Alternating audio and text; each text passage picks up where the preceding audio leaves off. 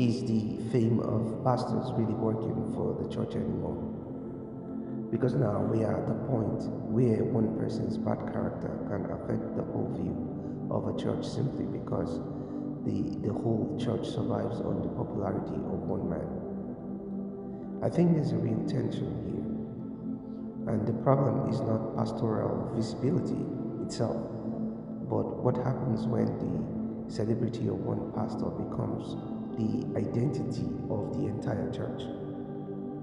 If a church reputation rests heavily on one man, then his strength and weaknesses becomes disproportionately important.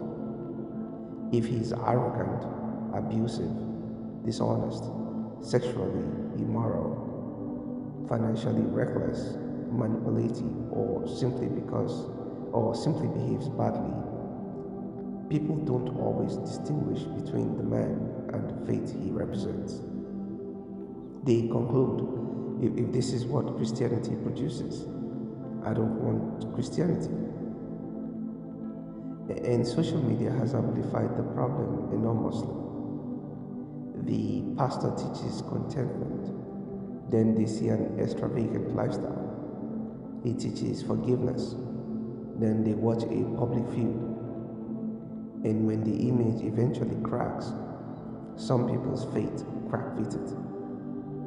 Perhaps the church needs to move from the man back to the body. The pastor should point people towards Christ, not become the functional substitute of Christ. Paul actually addressed this tendency in the early church. Some were saying essentially, I belong to Paul, while others said, I belong to Apollos. Paul pushed back against the personality-centered mentality. Who then is Paul, and who is Apollos, but ministers of whom you believed? That principle is remarkably relevant to modern church celebrity culture. Now, this is not to say a famous pastor cannot accomplish enormous good. But what happens when the pastor's fame becomes bigger than the church's collective character? If everything depends on one personality, we have created a fragile institution. It is time for the church to move from personality-driven Christianity to Christ-centered Christianity. Because ultimately, the goal shouldn't be for people to say, look how great our pastor is. It should be, look what Christ is doing among his people. And ironically, that may actually make the pastor's ministry more durable.